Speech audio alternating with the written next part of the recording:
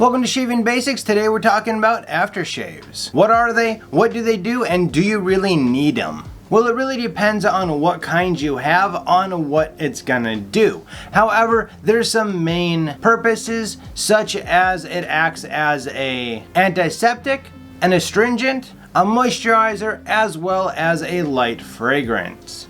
Now, why would you need all of those things? Well, because we get micro cuts as well as nicks when we are shaving. It's just a part of it. So therefore, we need to take care of those issues right away.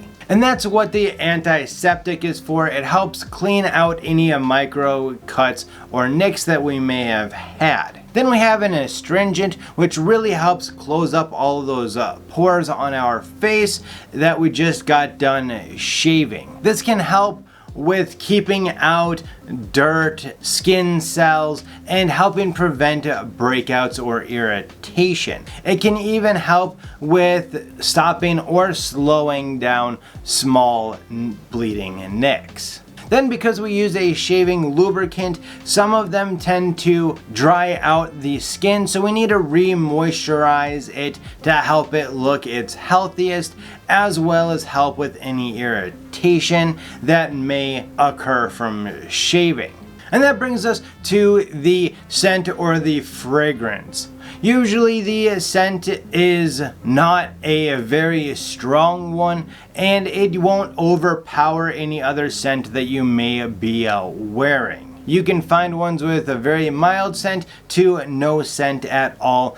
Aftershaves come in several forms, one of them being a lotion. A lot of lotions will have a witch hazel or an alcohol base to them, so just be warned that there may be a little bit of burning, and that's going to be normal. A lotion is going to be good for people with a normal skin or maybe slightly dry skin, as well as if your skin is a little more oily, it's going to be fine for that as well. Now with the lotion, you're just going to apply a little bit to the palms of your hands, kind of rub them together and apply a nice even layer over your skin. Now with the aftershaves, you are not going to be rinsing or washing them off. You're going to let them sit and absorb into the skin. Then we have tonics or splashes. That's going to be these that are really liquidy that you normally see around your grandpa's bathroom or maybe even your dad's. Now these also usually contain something like alcohol or witch hazel to help prevent infection. Now if it's an alcohol based splash, it's gonna have quite a bit of alcohol in it, so just be warned that it will definitely give you a little bit of a shock to the system with the burning sensation, but it is a good one. And how you use these is you just pour a little bit into your hands, rub your hands together, and apply directly to your face. Once again, leaving it to dry.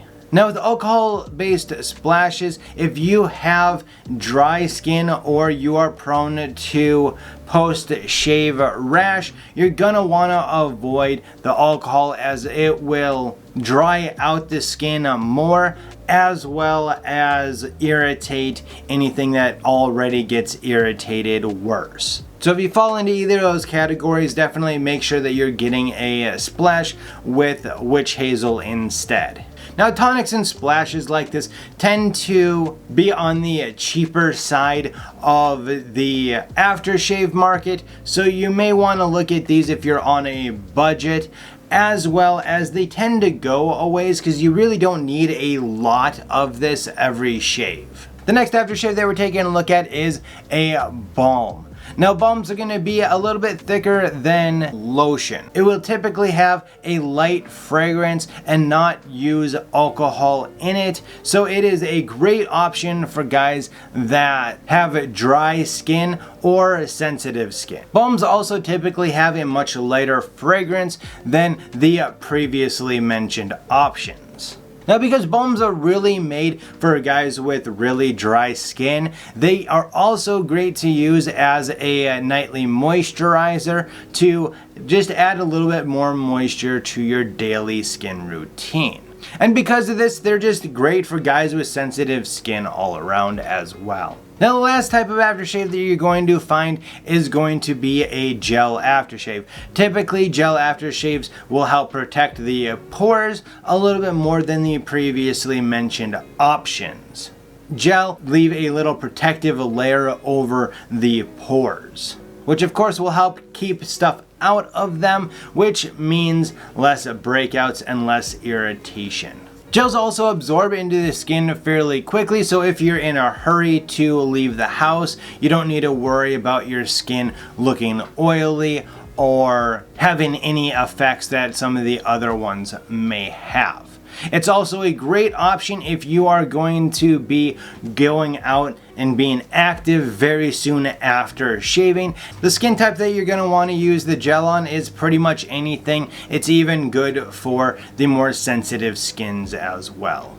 Now, is aftershave a needed step in the shaving process? Well, I really think that depends on the person, because if you've got really sensitive skin or skin that is irritated by shaving, then I say that it is an absolute must as well, because it's going to help with that irritation. It's going to help with any puffiness or nicks that you may have gotten during your shave. Now, I also think that if you are experimenting with different types of shave soaps and razors especially, I do think that aftershave is also a must, because our skin can tend to get used to a certain product, and when we take that product and we switch it to something that's completely different, our skin can tend to get a little bit irritated because of it doing so. I also think that if you are a guy that is out in the elements a lot or just have a hard job, I think that having an aftershave as a step is also a huge bonus to improving your future shaves, because you can get moisturizing aftershaves. It really helps with the next shave to have a little bit smoother skin and more hydrated skin, which is obviously a better option than the alternative. So is an aftershave absolutely necessary? For most guys, I would have to say probably not. Is it a step that we probably should be doing? I think it absolutely is. To see my thoughts on the aftershave, check out this video up here. Down below, that's going to be a video that you may enjoy as well. Until next time, as always, you have a good one.